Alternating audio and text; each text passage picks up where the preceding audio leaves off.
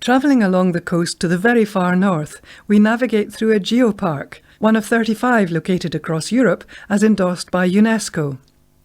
At Inchnadampf Caves, the fragments of long-extinct brown bears, Arctic fox and many hundreds of pairs of reindeer antlers dating back 8,000 years were found.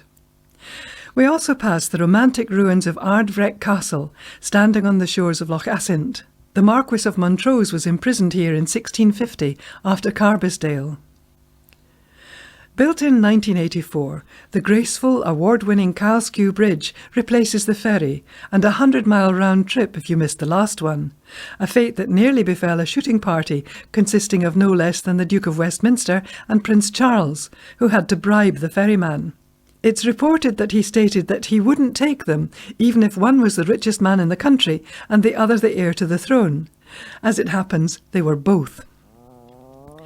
Off the coast lies Handa Island, a wildlife reserve, with a warden who meets and greets visitors who take the short ferry crossing. This island has colonies of razorbills, guillemots and puffin. However, when the last visitor and warden leave, it's deserted. It was once a thriving community who had their own system of government, with a queen, who was the island's oldest widow, and a parliament consisting of a group of men who met each morning. The potato famine of 1846 led the entire population to emigrate to Canada. Cape Wrath is the most northwesterly point on the mainland, but can only be accessed by a bizarre combination of ferry and minibus, as the area is MOD property. Along the top of the country, we travel to the shores of Loch Eriboll, which was used by the Navy during the war years and was known by the sailors as Loch Orrible. The late Alan Clark's family own an estate here that he wrote about with warm affection in his famous diaries. A few miles on, and the ruin of an 11th century Norse stronghold, Varric Castle, overlook the village of Tongue. A causeway crosses the Kyle of Tongue.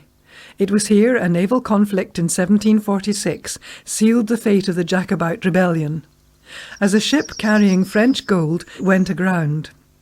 The crew left the ship, only to be caught by a troop of the local Mackay clan, and they threw the gold into a nearby lochan before being overcome. Some say cattle sometimes leave the lochan in the summer after a cool wade through the mud with gold pieces stuck to their hooves.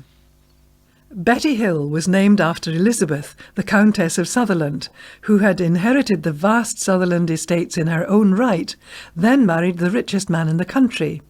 They became the A-list couple of the age, but are these days best remembered for the shameful role played in the Highland clearances, when the crofters were forcibly removed and replaced with more profitable sheep.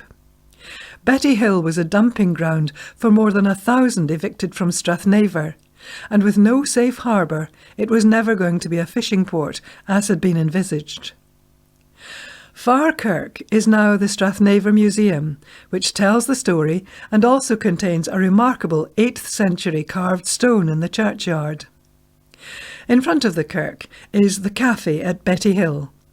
This is the local tourist information centre, as well as a gift shop and splendid little cafe restaurant. The cafe is adjacent to Far Bay, with its golden sands, rock pools and sand dunes, perfect for children. The raised beach on nearby Torresdale Bay is a great place to see the acrobatic Arctic tern, who nest amid the clumps of Scottish primroses. Otters may also be seen. We follow the road to Thurso and onwards to the Castle of May, the most northerly castle on the mainland. In 1952, the castle was purchased by the late Queen Mother, who lovingly restored it and returned every summer for the rest of her life. The castle, gardens and a new visitor centre are open to the public.